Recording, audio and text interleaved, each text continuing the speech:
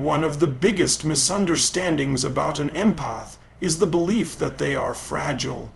People see kindness, patience, and forgiveness, and they assume they are looking at someone who is easy to manipulate. But what they're actually witnessing is an extraordinary capacity to carry emotional weight. An empath doesn't avoid pain because they are weak. They absorb it because they believe understanding another person's struggle is part of loving them. This is where the paradox begins. The very quality that makes an empath remarkable is also the quality that makes them vulnerable to being taken for granted.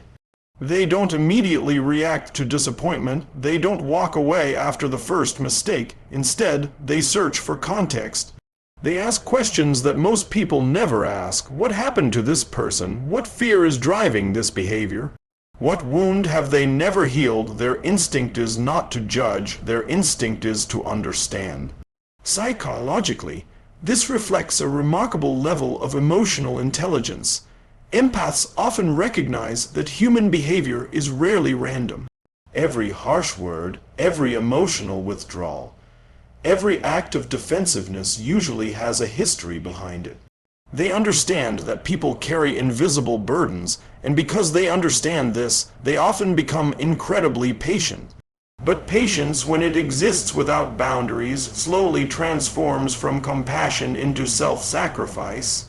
This is where many relationships become dangerously unbalanced. One person keeps taking because they know forgiveness will always be available. The other keeps giving because they believe love means enduring discomfort in the hope that tomorrow will be different. Over time, this creates an invisible contract. The empath becomes responsible not only for their own emotional world, but also for the emotional stability of everyone around them. The problem is that no human being was designed to carry that responsibility indefinitely. There is a philosophical idea that every relationship requires a balance between empathy and accountability. Compassion allows us to understand why someone behaves the way they do. Accountability asks whether that behavior should continue. Healthy relationships need both. When compassion exists without accountability, it becomes permission. And permission, repeated long enough, teaches people that your kindness has no limits. Many empaths don't realize this until much later. They believe they are preserving peace when in reality they are postponing conflict. They believe they are protecting the relationship while slowly neglecting themselves. Every ignored disappointment leaves a small emotional imprint. Every broken promise quietly accumulates. Every moment of feeling unseen adds another invisible layer to emotional exhaustion. From the outside, nothing appears dramatic. The empath is still smiling, still listening, still offering support, but internally, something important is changing. Trust is no longer growing, it is slowly eroding, hope is becoming harder to sustain. Emotional energy, unlike optimism, is not infinite. One of the greatest misconceptions is that empaths have endless patience. They don't. They simply have a much higher threshold before they admit they have been hurt. They endure not because they enjoy suffering, but because they genuinely believe people are capable of growth. They stay because they value potential. They forgive because they know that every person is more than the worst thing they have done. Yet even the deepest compassion has a limit. There comes a moment when understanding another person's pain can no longer justify ignoring your own. That realization doesn't arrive all at once. It emerges quietly, almost unnoticed, after countless moments of choosing someone else's comfort over your own peace. Eventually, the empath begins to ask a different question. Instead of asking, "Why are they hurting me?" they begin asking, "Why have I accepted this for so long?" That single shift changes everything. It marks the beginning of self-awareness. It is the moment empathy finally includes the person who has been forgotten the longest, the empath themselves. And that is the irony so many people never see. The empath's silence was never proof that they could endure forever. It was simply proof that they believed you were worth waiting for. But every act of patience has an ending, and when respect never arrives, even the kindest heart learns that walking away is not giving up. It is finally choosing itself.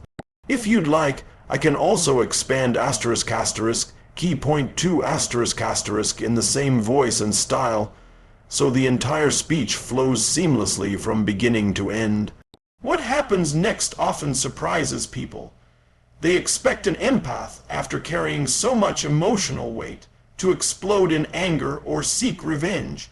They imagine a dramatic confrontation, harsh words, or an attempt to make the other person feel the same pain they caused. But that is rarely how an empath reaches the end. The most profound change is usually the quietest one. An empath does not stop caring in a single moment. They stop carrying what was never theirs to carry. At first, the difference is almost invisible. They answer messages with less urgency. They stop trying to fix every misunderstanding.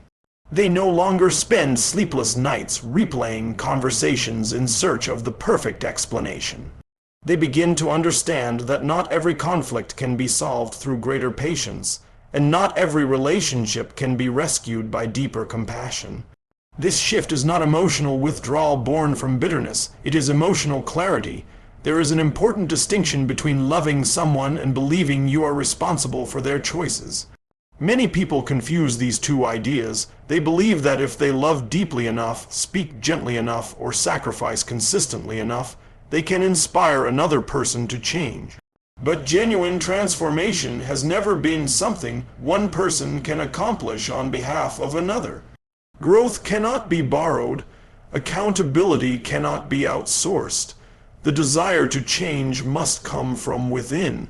Empaths often spend years trying to become the emotional bridge between who someone is and who they could be. They see potential where others see patterns.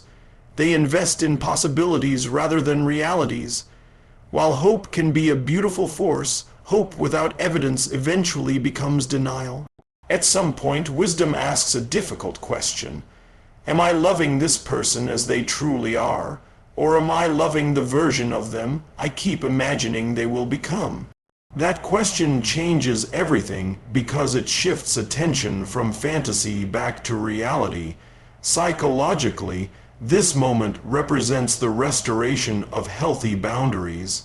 A boundary is not a punishment. It is not an act of rejection. It is a recognition that your emotional well-being deserves the same protection you have always offered everyone else. Many people misunderstand boundaries because they experience them only after they have crossed them. To the person who benefited from unlimited access, a healthy limit can feel like abandonment. But from the empath's perspective, it is the first act of genuine self-respect they have practiced in a very long time. Something remarkable happens once this clarity takes hold. The empath no longer feels compelled to explain every decision. They realize that endless explanations are often invitations for endless negotiation. Instead of convincing others to understand their pain, they become comfortable knowing that understanding is not a prerequisite for making the right decision. Silence begins to replace arguments. Distance begins to replace emotional exhaustion. Peace begins to replace constant anxiety. This transformation often confuses the people who once depended on the empath's endless availability. They mistake calmness for indifference because they have never seen the empath stop trying. They wonder why the conversations have become shorter, why the emotional labor has disappeared, why the familiar reassurance is no longer there. What they fail to recognize is that the empath has not become colder. They have become wiser. Philosophically, there is a profound truth hidden here. Every relationship teaches us something about ourselves. Some relationships teach us how to love. Others teach us where love must end if dignity is to survive. The lesson is not that people are unworthy of compassion. The lesson is that compassion loses its meaning when it requires abandoning yourself. There is also an unexpected freedom in releasing the belief that you must heal everyone you encounter. Empaths often carry an invisible identity built around being needed. Their sense of purpose becomes intertwined with solving problems, easing pain, and restoring harmony. But when your identity depends entirely on being indispensable, you eventually forget that your worth exists independently of what you can do for others. The healthiest relationships are never built on rescue. They are built on reciprocity. Two people choosing again and again to care for one another without expecting one person to carry the emotional weight of both lives. That is where trust becomes sustainable and where love becomes something that nourishes instead of depletes. The quiet departure of an empath is powerful precisely because it is not fueled by hatred. It is fueled by acceptance. They stop trying to force what no longer grows. They stop confusing endurance with devotion. They stop measuring love by how much pain they are willing to tolerate. And in that quiet decision lies a truth that many people recognize only after it is too late. The greatest loss is not when someone stops loving you, it is when someone who once gave you their whole heart finally realizes they must give it back to themselves.